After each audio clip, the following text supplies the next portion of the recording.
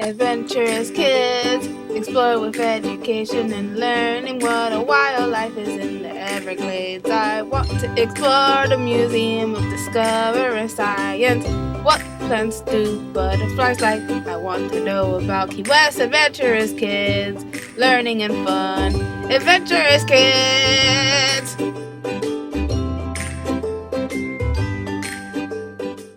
Today I'm going to tell you about the Underground Railroad. The Underground Railroad was a secret organization that existed in the United States before the Civil War. It was a term used for a network of people, homes, and hideouts that the enslaved in the southern United States used to escape to freedom in the northern United States and Canada. The Underground Railroad operated in every direction of the United States. Its routes went north to free states and Canada, to the Caribbean, into United States Western Territories and Indian Territories. Then freedom seekers, escaped slaves, traveled south into Mexico or Florida for their freedom. The Underground Railroad had to be secret because it was against the law. Laws called the Fugitive Slave Acts protected slaveholders' rights, even in states that did not allow slavery. The people who ran the Underground Railroad were abolitionists. They wanted to abolish or end slavery in all states.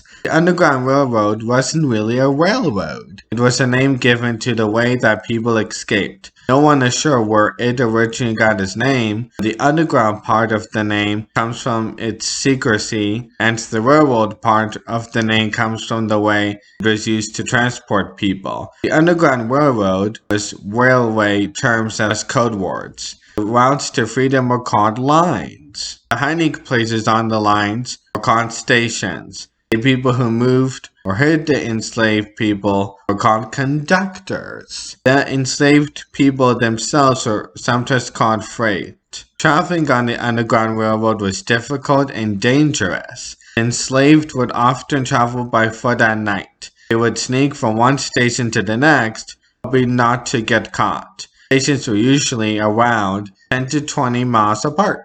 Sometimes they would have to wait at one station for a while until they knew the next station was safe and ready for them. To give themselves a better chance of escape, enslaved people had to be clever. For instance, fugitives sometimes fled on Sundays because reward posters could not be printed until Monday to alert the public. Others would run away during the Christmas holiday when the white plantation owners wouldn't notice they were gone. The fugitives also often traveled by night, under the cover of darkness, following the North Star. To avoid capture, fugitives sometimes used disguises. They came up with clever ways to stay hidden. One bold escape happened in 1849 when Henry Box Brown was packed and shipped in a 3-foot-long box with 3 air holes drilled in. After traveling along the Underground Railroad for 27 hours, by wagon, train, and boat,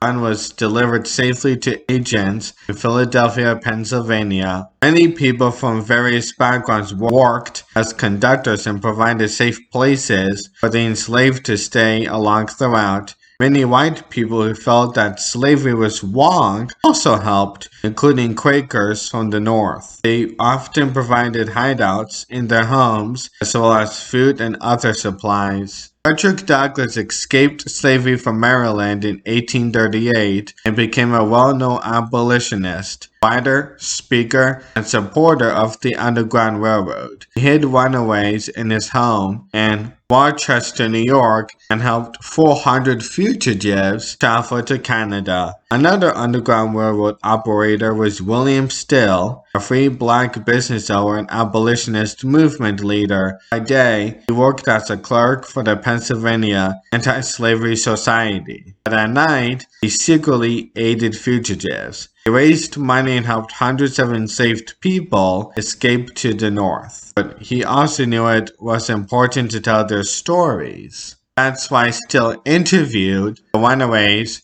came to his station, keeping detailed records of the individuals and families, and hiding his journals until after the Civil War. Then in 1872, he self-published his notes in his book, Underground Railroad. The most famous conductor of the Underground Railroad was Harriet Tubman, who escaped from slavery in 1849. Determined to help others, Tubman returned to her former plantation to rescue family members. Later, she started guiding other fugitives from Maryland. Tubman made 13 trips and helped 70 enslaved people travel to freedom. Williams still even provided funding for several of Tubman's rescue trips. The Underground Railroad ran from around 1810 to the 1860s. It was at its peak right before the Civil War in the 1850s. The heaviest activities of the Underground Railroad were in Pennsylvania, Ohio, Indiana,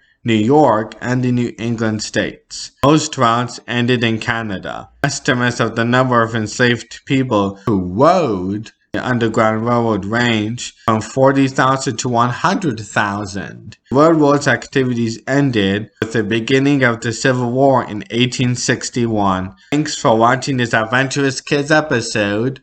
What did you learn today? Adventurous Kid. Adventurous Kids. What was the most interesting fact? Adventurous Kids. Adventurous Kids.